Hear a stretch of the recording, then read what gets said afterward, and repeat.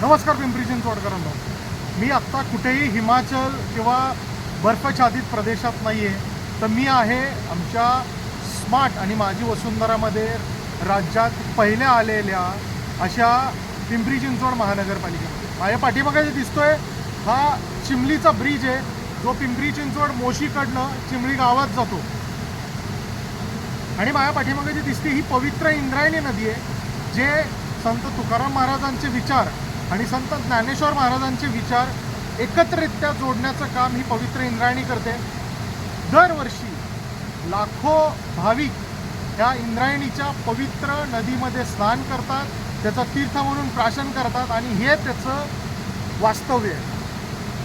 ज्या भागी आत्ता मी उभा आहे तो जो ब्रिज आहे, इथे ही इंद्रायणी नदी तुम्हाला फेसाळलेली दिसेल, पण ह्याचं मुख्य कारण म्हणजे ह्याच्याच 3 किलोमीटर पाठीमागे पिंपरी चिंचवड महानगरपालिकेचा जो आयुक्तांनी जो सांगितला आहे 5 MLDचा जो सेंट्रल इफ्लुएंट प्लांट आहे, त्याच्या खालनं हे सगळं अनट्रीटेड सिवेज PCMCमधनं, म्हणजे त्याच्यावरती अनेक इंटरसेप्ट्स असतील, अनेक भागांचा हा अनट्रीटेड सिवेज हा त्या रामझऱ्यामध्ये सोडला गेला आणि रामझऱ्यामधनं तो आमच्या इंद्रायणीला मोई पाट्यावर जाऊन मिळतो. तिथे जसं बघतो आपण इथं हे स्लुईस गेट आहेत, तिथं ते तसे नाही आहेत.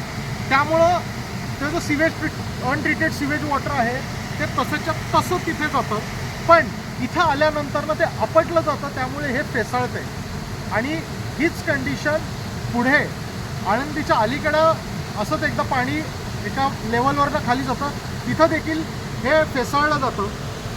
ह्याच्याबाबत एक 100% सांगायचं की इंद्रायणी पवना असू दे किंवा मुळा मोठा असू दे, येणाऱ्या काळामध्ये ह्या नद्यांचे प्रश्न मुद्दाम गंभीर केले जातील. आणि त्याचं एकमेव कारण असं आहे की येऊ घातलेला नदी सुधार प्रकल्प, तो आधी रिव्हरफ्रंट डेव्हलपमेंट नदीकाठ सुधार प्रकल्प होता, आता तो नदी पुनर्जीवन प्रकल्प असं तर सुरू झालेला आहे.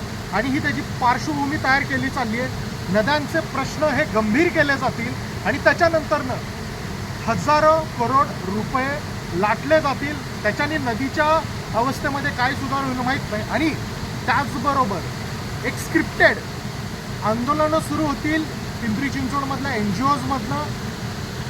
काही काळापुरती ही आंदोलनं चालतील, त्याच्यानंतर सगळं शांत होईल. आणि ह्या सहभागी NGOची जर पार्श्वभूमी बघितली, राजकीय आणि पालिकेशी निगडीत त्यांची पार्श्वभूमी 100% तुम्हाला बघायला मिळेल. आणि एकदा का नदी सुधार प्रकल्प झाला की त्याच्यानंतरनं आत्ता जशी पद, प्रतिष्ठा, टेंडर्स आणि पुरस्कार ह्याची लाखोली वाहिली जाईल ह्या NGOजवरती.